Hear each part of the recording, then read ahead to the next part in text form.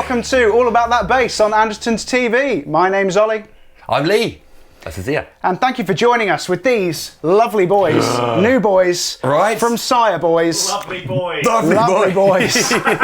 Today we have new from Sire, the M6, which is a new line, well, a new number from Sire. They like numbers. They invent numbers, and they've given us this one, which is 6, which actually sits between 5 and 7. It does. I had to think about it. What we have from this series of them on their M shape is, as I'm sure you've noticed, don't adjust your sets, we have a multi-scale bass from Sire on the M series shape, which is their smaller, comfortable, more modern, contemporary shaped bass that's a little bit more comfortable, not quite as big and lumbersome, and also has some humbucking pickups for those versatile moments when you need everything. Oh yeah. And these have always, I've known the M7, as it were. Talking about numbers.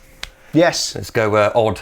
But this one came first, and I was always blown away by these humbuckers, like just the sound and the scope that you've got over them, just a few little settings that you can tweak. So I'm sure that coming into this new beast, getting the fan fret thing going on, I'm sure this is yes. Speaking to a few people out there, it's like, I've been waiting for Sire to get involved. That's it, and they have not disappointed. So with the new sort of 6 models that you'll see across the board, there'll be a video coming out on the V and the P, or maybe you've already seen the video from the V and the P. I hope you've enjoyed it. This, like those, is a satin finish, so they've got a nice smooth feeling to them. They feel like they'll go a bit faster, just a few seconds faster around the Nürburgring. Yeah, maybe. Yeah, maybe. And because of that, there's, I guess, a little bit of a weight reduction, mainly from the paint, but subtly, I suppose, because it's missing a... Yes. What's missing here? This is it. So these and actually quite nicely balanced. Sorry for interrupting you. No, don't interrupt. But taking stuff away here, it's quite nicely balanced. I know this is a little bit bottom heavy, but this is actually like really quite nicely balanced for a 5 as well. Got this all extra weight going on. So yeah, well, I mean, by the time it's hung up like that, I mean, you'll just be presented with the neck in a nice, easy playing position. Perfect. What more could you want? To be. Yeah, absolutely. Play them. Yes, here's some noises. So there's not a lot to shout about with regards to the preamp on this. This is very much the M7 preamp that we know and love, the M7 pickups that we know and love, just at an angle with with our multi-scale lengths. And for those of you who don't know, we'll explain the pros of it as we get playing. Oh, totally. I've not boosted or cut any EQ here from the preamp. It's literally just everything's flat. Both humbuckers as well. And there are a few settings of what you would like the humbuckers to be doing. This is all the coils on, as far as I'm aware. So it sounds like this.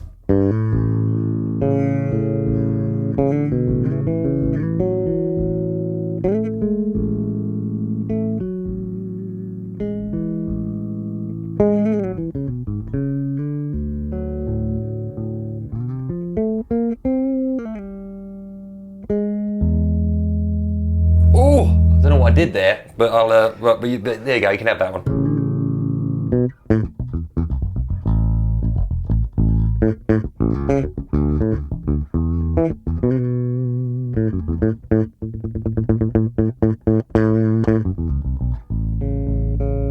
Let's give you a little bit of front pickup.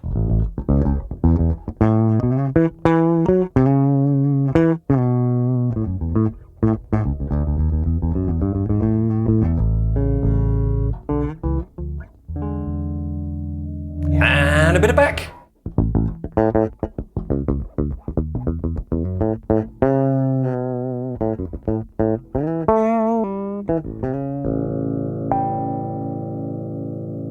Oh, it's got some sparkle to it. Oh, you've eaten your plonkies for breakfast today, haven't you? Oh, always eat your plonkies. Always eat his plonkies. I mean, there's so much there that's... I think it just advertises the benefits that can be had with multi-scale in so much that you did there.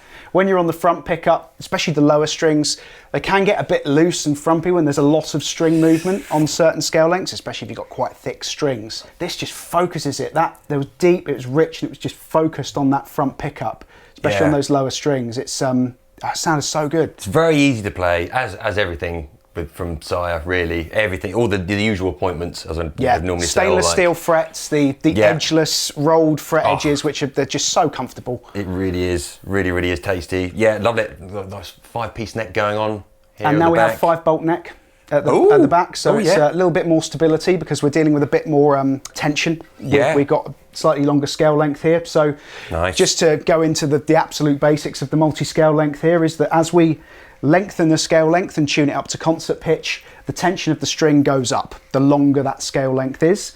So the benefit of a multi-scale bass is that your string tension is a little bit more consistent. Yeah. And when we're pinging that bottom string, especially on the 5, and there's even a 6, which is monstrous looking. We will visit. Yeah, we'll visit that. But that just keeps the tension, stops the rattle out on that bottom string, stops the just keeps everything focused. Really good to record with, and also it intonates a lot easier. Right. Okay. Because of that, and you can hear that with the up top bits that you're doing there. It's lovely. It's like, man, I definitely feel that. I don't know if they actually. Sometimes it's like 35 down here, is it? And then to 34, is it like? So this one, the top is 34 and a half. 34 and a half. Yeah. To 33. 33. Okay. So that's how we got that insane bend you had there. Because likewise, the bottom string's a little more slinky, and we've got a bit more movement on it. If you had the same thickness strings, of course, it can all vary. Yes. Oh yeah, of course. Oh yeah, and you could pick this up and go, yeah, fine, but I want my tension of string that I usually use, and that's like way up above, and I detune. Obviously, anything that you're doing with that is going to again hold the tension better for those notes that you're trying to aim for. Anything lower than a B, it would still take it well when you just up the thickness of string. Absolutely. And a little caveat to that point, you haven't got to go out and find double ball-ended strings. No, you haven't. Just standard strings will fit this absolutely perfectly. You've got a little clip-off thing in the lack of headstock here. You don't need specialist double ball-end things with these, which is great. Oh no, that's I like that because that was always the weird thing. 18-volt preamp I'm taking from the double. Yeah, the same preamp that is in the M7, which I will. Oh gosh. Very nice. Show here and. I mean, good. We just caught that on camera and we'll probably leave that in. Yeah. You may wish to just evaluate your guitar stands. There are some fantastic guitar stands at Andertons. Maybe the hanging ones might not be your first choice with these particular basses. We have got the preamp from the M7 that we know and love. It's exactly the same. There's a little bit of a pickup spacing difference. Of course. Yeah. This is such a good preamp, especially for the money. And where this sits in the market, you've got the swept mid on here. It's parametric, so you can tune to the room. Other things in the market that are very similar. So Ibanez, I know that Ibanez they started a few years back with the headless. The EHB series, yes. Fan fret stuff, and I think you can get headless but not fan fret, or fan fret with a headstock if you want. There's options over there. But they do options, and that I think is going to be the main interest with these things like. Dingwall, Strandberg, multi-scale basses. If you wanted to dip your toe in them, even their bass models are upwards of £2,000. Yeah. The Ibanez's, they're fantastic basses, those Ibanez EHBs, but I think the 4-string sort of take on this is $12.99 at the moment. Okay. This one, 4-string model, $649. $649. Sire doing what they do best. They are doing what they're going to do. $649 for the 4-string. The 5-string is $799, and the 6-string is $849 in absolutely stunning sandblasted black. Oh, I didn't feel it. My. Oh, that's wicked. There's texture to that. This bass looks angry. How do you get that finish? So I don't know if you the actual grain of the wood is almost like been hollowed out, like they've eaten the bit between the grains. So it's called sandblasting. So what they'll do is they'll take particles and literally get a vacuum cleaner and turn it on blow, and they will fire particles at it. And the sand wears away at the softer elements of the wood. Right, okay. So you can see that the thinner bands, which I believe might be the winter growth on this occasion or whatever, the thinner bands, where it's less dense, they get eaten by the sand. And obviously it actually, funny enough, sands the wood. It finishes it as well, so it's not rough or anything like that. You're not going to get splinters. No. And the more dense wood, the summer growth doesn't wear away as much, and you end up with this really cool kind of aged, very, very natural, very of the earth. You can tell your bass is made of wood, which is tuning keys at the bottom here, because of course you don't tune it by magic now. We have brass saddles. Yeah, lovely. Bit of extra brightness, bit of extra zing. What else to say? Yeah.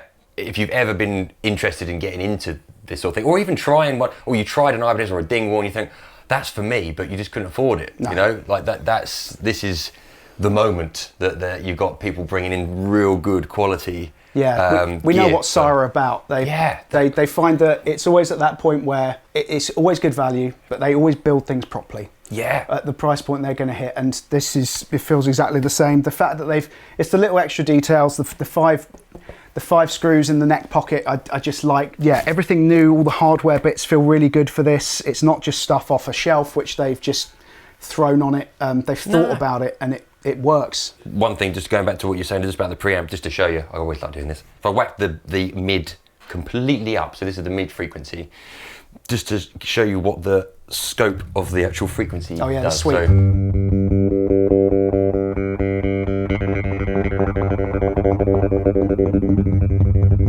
Yeah, so you've got that like high and low pass obviously, coming through, but that is your low mids or your high mids being accented, or you can cut them. So that is a real massive tool. Like that is the thing that on my side I've got Sire V10 thing that comes in so handy. The little gigs that I do, like the different room sizes, that knob does so much. I've got all these pedals and things, and there's like cool, but that comes in so handy. Tuning to the room. Yeah, beautiful. Well, should we? I must have a little. Let's hear you play that. A little tinkle on this thing. If I do that, ignore the other note.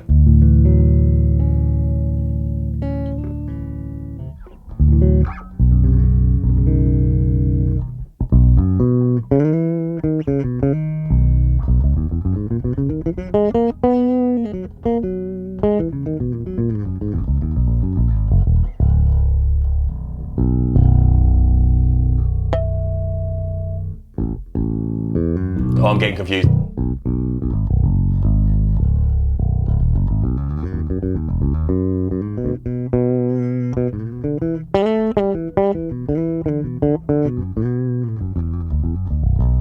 Oh, that's weird. That is so weird. Oh no, thank you. But when you go in past your normal frame of reference, like all of a sudden, no, what do I do with this? I've got more. There's an extra string. What do I do with it?